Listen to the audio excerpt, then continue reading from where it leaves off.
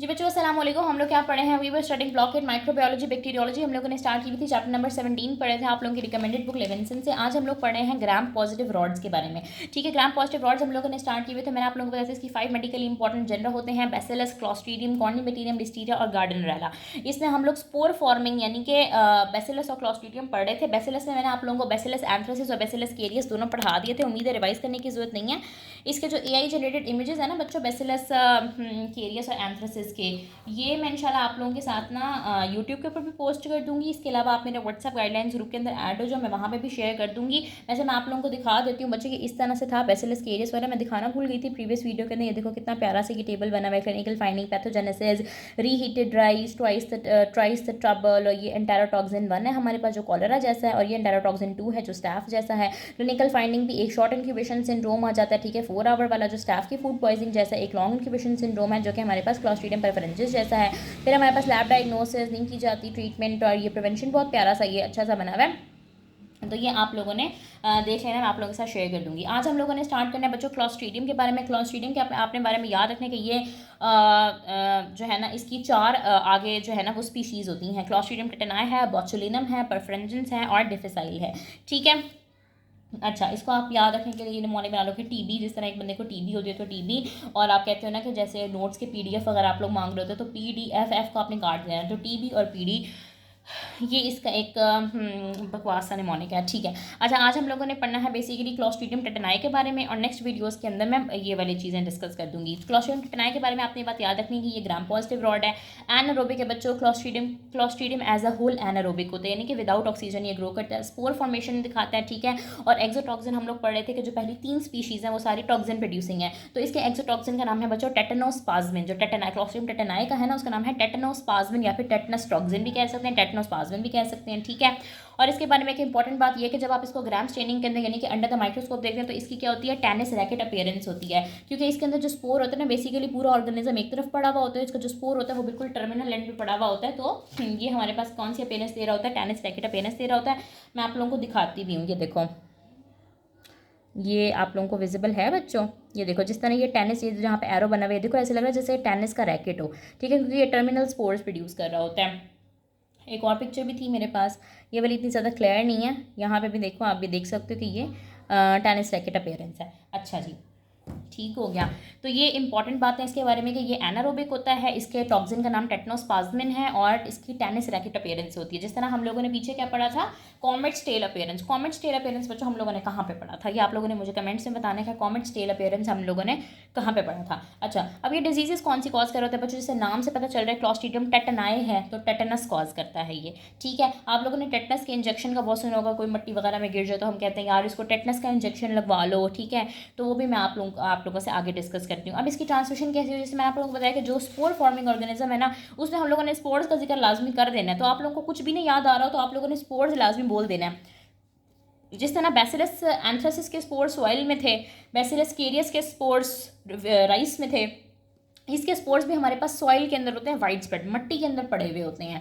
ठीक है, इसीलिए जब कोई मट्टी के अंदर गिरता है उसको चोट लगती है तो वूंड साइड से जो यानी कि फॉर एग्जांपल एक बंदा मट्टी के अंदर गिर गया, ठीक है, उसको चोट लग गई, हाथ के ऊपर उसके चोट लग गई, और मट्टी के अंदर इसके स्पोर्स थे, वो स्पोर्स यहाँ पे अंदर चले जाएंगे और वहाँ पर जाके इन्फेक्शन कॉज कर देंगे। इसके इसका पोर्टल ऑफ एंट्री है वूंड साइड। एक इसका पोर्टल ऑफ एंट्री ये हो गया नंबर 1 पे। नंबर 2 पे है हमारे पास स्किन पॉपिंग। स्किन पॉपिंग कहते हैं बच्चों ये जो नशाई लोग होते हैं ना सारे, आपने देखा होगा ये गंद में बैठे हुए होते हैं, मट्टी में बैठे हुए होते हैं, जिनको जहाज़ भी कहते हैं तो वो क्या करते हैं कि वो ड्रग जो है ना अपनी स्किन के अंदर इंजेक्ट कर रहे होते हैं। ठीक है, और वो क्योंकि इतनी गंदी जगह पे मट्टी वगैरह में बैठे हुए थे, उनके पास जो सिरिंजेस होती हैं वो भी इतनी गंदी होती हैं, तो वहाँ से भी स्पोर्ट्स जो है ना वो एंटर हो सकते हैं। ठीक है, तो एक तो हमने ये ड्रग्स वगैरह का, IV ड्रग्स का जिक्र मरसा वगैरह के अंदर किया था, और दूसरा अब इसका जिक्र यहाँ पर हो रहा है। ठीक है, और उसके बाद हमारे पास नंबर 3 पे जाता है नियोनेटल टेटनस। अब छोटे बच्चे जो पैदाइशी बच्चे होते हैं उसके अंदर नियोनेटल टेटनस किस तरह से हो रहा होता है, कॉन्टेमिनेटेड अम्बलाइकस और कंटेमिनेटेड सर्कमसियन वूंड से यानी कि जो अम्बलाइकस वगैरह या जो सर्कमसियन कहते हैं ख़त्मे वगैरह, अगर वो ठीक तरीके से परफॉर्म नहीं किया गया, या जो अम्बलाइकस होती है, ठीक है, अगर जैसे हम लोग अम्बलिकल कॉर्ड कट कर रहे होते हैं तो उसका जो वहाँ पे वूंड बनता है ना, उसको आपने प्रॉपरली प्रोटेक्ट करना होता है। अगर तो वो वूंड जो था अम्बलिकस पे, अगर उसको प्रॉपरली मतलब मेडिसिन वगैरह उसके ऊपर नहीं लगाई गई और एंटीसेप्टिक मेजर्स को फॉलो नहीं किया गया, तो वहाँ से भी जो स्पोर्स होते हैं वो यहाँ पे बच्चे के अंदर एंटर कर सकते हैं और नियोनेटल टेटनस कॉज कर सकते हैं, ठीक है। या फिर कंटेमिनेटेड सर्कमसियन वूंड, यानी कि जो खतना का प्रोसेस होता है, ये भी अगर एंटीसेप्टिक तरीके से ना किया जाए तो इससे भी मसला हो सकता है। अच्छा, नेक्स्ट हम इसकी पैथोजेनेसिस के बारे में पढ़ते हैं बच्चों। काफ़ी ज़्यादा इंपॉर्टेंट कंसेप्ट है वेजिटेटिव सेल्स का। अच्छा, क्या हुआ कि वूंड साइट पे जो स्पोर्स थे वो तो चलो, मेरे फॉर एग्जाम्पल मेरे यहाँ पर चोट लगी है, ठीक है, यहाँ पर मेरे चोट लग गई है। अब सॉइल के अंदर क्या थे, स्पोर्स थे, वो वूंड साइड के अंदर चले गए। अब जो स्पोर्स होंगे ना बच्चों, वो कन्वर्ट होंगे वेजिटेटिव सेल्स में, और वेजिटेटिव सेल्स आगे टॉक्सिन प्रोड्यूस करेगा, ठीक है। ये काफ़ी इंपॉर्टेंट कंसेप्ट है कि हमारा प्रॉफ में एमसीक्यू आया था कि जो टेटनस टॉक्सिन होता है वो कहाँ से प्रोड्यूस हो रहा होता है। तो काफ़ी सारे बच्चों ने स्पोर्स लगा दिए, तो बच्चों स्पोर्स से प्रोड्यूस नहीं हो रहा होता, वो वेजिटेटिव सेल्स से प्रोड्यूस हो रहा होता है। वेजिटेटिव सेल्स क्या होते हैं बच्चों? स्पोर्स तो आप लोगों को पता है ना कि जब बैक्टीरिया बिल्कुल डॉर्मेंट कंडीशन में होता है तो वो स्पोर की फॉर्म में होता है। फिर जब वो कन्वर्ट हो जाता है एक्टिवली ग्रोइंग, जब उसको टिश्यूज़ मिलते हैं, न्यूट्रिएंट्स मिलते हैं, तो वो एक्टिवली ग्रोइंग और मेटाबॉलिकली फंक्शनली बैक्टीरिया के अंदर कन्वर्ट हो जाता है, और उनको हम बोलते हैं वेजिटेटिव सेल्स। वेजिटेटिव सेल्स आगे जो है ना वो टॉक्सिन प्रोड्यूस करते हैं, जिसको टेटनस टॉक्सिन या फिर टेटनोस्पाज्मिन कह रहे होते हैं। अब स्पोर की मिसाल ऐसे जैसे कोई आपके पास सीड या बीज होता है ना, वो डॉर्मेंट होता है, जब उससे पौधा निकल आता है तो वो वेजिटेटिव सेल्स बन जाते हैं। तो वूंड साइड पे वेजिटेटिव सेल्स जो है ना वो टेटनस टॉक्सिन या फिर टेटनोस्पाज्मिन प्रोड्यूस करते हैं। उसके बाद क्या होता है कि जो टेटनोस्पाज्मिन होता है इंट्राएक्सोनली ट्रैवल करता हुआ आपके सेंट्रल नर्वस सिस्टम के अंदर चला जाता है, और वहाँ पे जाके आपके जो इनहिबिटरी मीडिएटर्स होते हैं या फिर जो आपके न्यूरोट्रांसमीटर्स होते हैं, इनहिबिटरी न्यूरोट्रांसमीटर्स, उनको इनहिबिट कर देते हैं। कौन कौन से ट्रांसमीटर्स? ग्लाइसिन और गाबा। अच्छा, नॉर्मली इनका क्या काम होता है?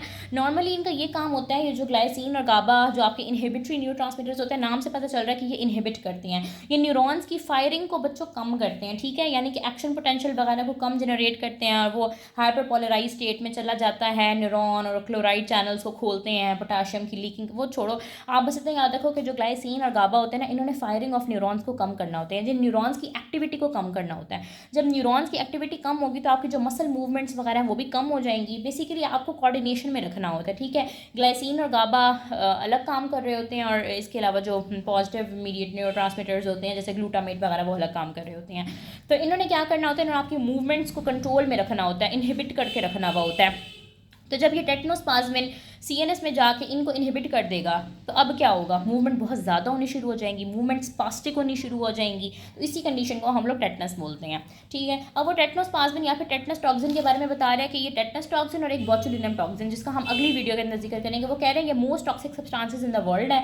टेटनस टॉक्सिन की एक एंटीजेनिक फॉर्म होती है, और बॉचुलिनम टॉक्सिन की आगे 8 एंटीजेनिक फॉर्म होती है। फिर इसने बताया हुआ ये भी है कि टेटनस टॉक्सिन जो है ना वो इनकोडेड बाय प्लाज्मिड होता है, और botulinum toxin is encoded by a lysogenic bacteriophage, ठीक है बच्चों। जी बच्चों, सॉरी फॉर द इंटरप्शन। अच्छा, हम लोग क्या बात कर रहे थे? हम लोग बात कर रहे थे क्लॉस्ट्रीडियम टेटनाई की। मैंने आप लोगों को यहाँ तक क्या बताया कि क्लॉस्ट्रीडियम की 4 स्पीशीज़ होती हैं। हम टेटनाई को डिस्कस करते थे, जो कि ग्राम पॉजिटिव रॉड था, एनरोबिक था, स्पोर बनाया था, इसके टॉक्सिन का नाम था टेटनोस्पाज्मिन, ठीक है। कौन सी डिजीज़ कॉज करता है? टेटनस कॉज करता है। इसके स्पोर्स वाइड स्प्रेड होते हैं सॉइल के अंदर, और इसकी 3 एंट्रीज हो सकती हैं, या तो वूंड साइड से स्किन से थ्रू एंटर जो स्किन पॉपिंग, या फिर न्यूनेटल टेटनस है, कंटेमिनेटेड अम्बेलिकस और अम्बलाइक और सर्कमसियन वूंड के थ्रू। पैथोजेनेसिस क्या आती है कि वूंड साइड से ये वेजिटेटिव सेल्स के अंदर जो है ना, वेजिटेटिव सेल्स के अंदर कन्वर्ट होंगे स्पोर्स, और वेजिटेटिव सेल्स क्या प्रोड्यूस करेंगे? टेटनोस्पाज्मिन प्रोड्यूस करेंगे। टेटनोस्पाज्मिन इंट्राएक्सोनली ट्रैवल करता हुआ सीएनएस में जाएगा, वहाँ पे जो इनहिबिटरी मीडिएटर्स होते हैं उनको क्या कर देगा? इनहिबिट कर देगा। यानी कि ग्लाइसिन और गाबा जिन्होंने क्या करना था? आपकी फायरिंग ऑफ न्यूरॉन्स को कम करना था। अब न्यूरॉन्स की फायरिंग बहुत ज़्यादा होना स्टार्ट हो जाएगी। क्लिनिकल फाइंडिंग हमारे पास क्या कहेंगे बच्चों? इसकी क्लिनिकल फाइंडिंग ना बहुत ज़्यादा इंपॉर्टेंट है। आप लोगों को शायद पहले से भी पता हो कि टेटनस के अंदर क्या होता है? स्ट्रॉन्ग मसल स्पैज्म, यानी कि स्पास्टिक पैरालिसिस या फिर टेटनी हो जाती है, ठीक है। स्पास्टिक पैरालिसिस यानी बॉडी ऐसे स्पैज्म में अकड़ाव आना शुरू हो जाता है, यानी कि फॉर एग्जांपल अगर हाथ है ना उसके ऐसे अकड़ना शुरू हो जाएंगे, ठीक है। इसके अलावा अगर आप उसके फेस की बात करें तो उसमें क्या हो जाता है? लॉक जॉ हो जाता है। लॉक जॉ किसे कहते हैं बच्चों? लॉक जॉ कहते हैं बच्चों हमारे पास ट्विस्टनेस को, यानी कि जो जॉ के मसल्स होंगे ना वो इतने ज़्यादा अकड़ जाएंगे कि मुंह खोलना ही पॉसिबल नहीं रहेगा बनने के लिए, ठीक है। तो मैं आप लोगों को इनकी इसकी ना तस्वीर भी दिखाती हूँ। ये देखें, ये हमारे पास होता है ट्रिस्मस, ये देखो इस तरह से होता है ये लॉक जॉ। आप ये देख रहे हो इसके फेस की और जॉ के मसल्स कितने ज़्यादा उसके अंदर अकड़ाव आया हुआ है, कितना ज़्यादा उसके अंदर स्पैज़म आया हुआ है, ठीक है। इसको बच्चों हम लोग बोल रहे होते हैं लॉक जॉ। उसके बाद क्या होता है? कैरेक्टरिस्टिक ग्रीनेस होता है, जिसको हम बोलते हैं राइजस सार्कोडोनिकस, ठीक है। अब ये थोड़े से मुश्किल वर्ड है, लेकिन आप लोगों से इंशाल्लाह याद हो जाएंगे। सार्डोनिकस राइसेस, सार्डोनिकस क्या होता है? कैरेक्टरिस्टिक ग्रीमेस, यानी कि ख़ास किस्म की शक्ल बन जाती है। ग्रीमेस कहते हैं कि मुंह के ऊपर ना एक मतलब एक तरह की ना एक फ़ीचर आ जाता है, उसको आप बोलते हैं ग्रीमेस। मैं आप लोगों को ना ये दिखाती हूँ, आप लोगों को इससे क्लियर होगा। ठीक है, ये देखिए इसकी शक्ल देखिए आप लोगों ने किस तरह की हो गई है। इस पूरी शक्ल को, जिस तरह इस तरह की शक्लें बनाना नहीं कहते हम लोग, तो इस तरह की शक्ल हो जाती है इसकी, इसको बोलते हैं ग्रीमेस, इसको बोलते हैं राइजस सार्डोनिकस। ठीक हो गया। इसके अलावा एग्जैजरेटेड रिफ्लेक्सेस होते हैं, रिफ्लेक्सेस बहुत ज़्यादा बढ़ जाते हैं बंदे के। ओपिस्टोटोनस, ओपिस्टोटोनस के इसको कहते हैं बच्चों आर्चिंग ऑफ द बैक, यानी कि जो आपके एक्सटेंसर मसल्स होते हैं ना बैक के, उसके अंदर शदीद स्पैज़म हो जाता है और बंदे की बैक ना इस तरह करके हो जाती है। ठीक है, इसकी भी मैं आप लोगों को पिक्चर दिखा देती हूँ इस तरह करके बच्चों। ये इसको बोलते हैं ओपिस्टोटोनस, इस फीचर को बोलते हैं ओपिस्टोटोनस। ये आप लोग देख रहे हो इस तरह से ना बंदे की बैक इस तरीके से हो जाती है। ठीक है, ये आप लोगों को नज़र आ रहा है इस तरह से, इसको ओपिस्टोटोनस बोलते हैं। इसके अलावा अब क्योंकि ये सारे मसल्स को अफेक्ट कर रहा है, तो ये डायाफ्राम को भी अफेक्ट करता है। डायाफ्राम के अंदर जब स्पैज़म आ जाएगा तो डायाफ्राम ने कॉन्ट्रैक्ट और रिलैक्स होना था, वो नहीं हो पाएगा, तो रेस्पिरेटरी फेलियर हो जाएगा और इसी से डेथ भी हो सकती है। इसके अलावा ओवरऑल पूरी बॉडी के अंदर स्पास्टिक पैरालिसिस हो सकती है। अब ये बात आप लोगों ने याद रखनी है कि जो क्लॉस्ट्रिडियम टेटेनाई है ये आपके पास स्पास्टिक पैरालिसिस कराता है, और जो क्लॉस्ट्रिडियम बोचुलिनम होता है ना उसके अंदर फ्लैसिड पैरालिसिस होता है। ठीक है, फ्लैसिड पैरालिसिस का मतलब ये होता है कि उसके अंदर टोन कम होती है बॉडी की, हाइपोटोनिया होता है। स्पास्टिक पैरालिसिस में इतना ज़्यादा अकड़ाव होता है कि हाइपरटोनिया, टोन ज़्यादा हो जाती है बंदे की। ठीक है, और उसके बाद हमने लैब डायग्नोसिस की बात करें तो जब हम ग्राम स्टेनिंग करते हैं, वैसे तो वो कह रहे हैं कि इतनी ज़्यादा ये की नहीं जाती, इसी कोई माइक्रोबायोलॉजिकल या सीरोलॉजिकल डायग्नोसिस होती नहीं है, आपको क्लिनिकल फाइंडिंग से ही साफ पता चल जाता है। लेकिन फिर भी अगर आप ग्राम स्टेनिंग करें तो आपको उसके ऊपर टेनिस रैकेट अपीयरेंस नजर आती है टर्मिनल स्पोर की वजह से। इसकी पिक्चर मैंने आप लोगों को पहले भी दिखाई थी, ये देखो टेनिस रैकेट जैसी अपीयरेंस आ रही होती है इसकी। और प्रिवेंशन इसकी क्या होती है बच्चों? अच्छा हाँ, ट्रीटमेंट मैं बताती हूँ आप लोगों को। ट्रीट हम किस तरह से करेंगे। सबसे पहले हम क्या देते हैं, टेटनस एंटीटॉक्सिन देते हैं। ठीक है, यानी कि टॉक्सिन की वजह से हुआ है तो हम एंटीटॉक्सिन देंगे। एंटीटॉक्सिन का नाम है टेटनस इम्यूनोग्लोबुलिन्स। ठीक है, TIG, टेटनस इम्यूनोग्लोबुलिन, ताकि जो टॉक्सिन है ना उसको बॉडी के अंदर न्यूट्रलाइज किया जा सके, यानी कि जहर का समझे जो क्या होता है एंटीडोट दिया जा सके। अच्छा, उसके बाद हम कुछ एंटीबायोटिक्स देते हैं जिसमें मेट्रोनिडाजोल और पेनिसिलिन है। ये हम किस लिए देते हैं? ताकि जो वेजिटेटिव सेल्स हैं उनको किल किया जा सके, जहाँ से वो टॉक्सिन आ रहा है उस बैक्टीरिया को ख़त्म किया जा सके एंटीबैक्टीरियल ड्रग से। उसके बाद हम वूंड डिब्राइटमेंट करते हैं, यानी कि ज़ख़म वगैरह को साफ़ करते हैं। इसके अलावा जो मसल स्पैज़म हो रहा होता है, मसल को रिलैक्स करने के लिए हम डायज़ेपाम देते हैं, डायज़ेपाम, वेरियम वगैरह, बेंजोडाइज़ेपिन्स देते हैं जो कि सीजर्स के पेशेंट को भी दी जाती हैं। ठीक है, और एयरवे सपोर्ट देते हैं, क्योंकि रेस्पिरेटरी फेलियर हो रहा था तो हम एयरवे सपोर्ट देते हैं, उस बंदे को वेंटिलेशन देते हैं। ठीक है, और इस तरह से उसको ट्रीट किया जाता है। प्रिवेंशन क्या होती है बच्चों? इसकी टॉक्साइड वैक्सीन होती है, आपकी बुक के अंदर डिटेल भी लिखी हुई होती है कि मैं यहाँ से पढ़ देती हूँ आप लोगों को एक दफ़ा। प्रिवेंशन, इसकी प्रिवेंशन है इंपॉर्टेंट है, आप लोगों ने याद रखें। इसकी वैक्सीन का नाम है toxoid vaccine. Tetanus is prevented by immunization with tetanus toxoid. ठीक है, फॉर्मल्डिहाइड टॉक्सिन होता है। आप बचपन में इसकी टेटनस टॉक्साइड, टेटनस के जो वैक्सीनेशन होती है ये बचपन में कराई जाती है, and every 10 years thereafter, और उसके बाद हर 10 साल के बाद कराई जाती है, जिसको हम बूस्टर शॉट भी कहते हैं। ठीक है, और वो कह रहा है कि ना टेटनस की जो वैक्सीन होती है वो खाली दी जाती है, वो DPT पूरी होती है, जिसमें हमारे पास डिफ्थीरिया भी होता है। इसके अलावा पर्टसिस की वैक्सीन होती है और साथ में हमारे पास टेटनस की वैक्सीन होती है।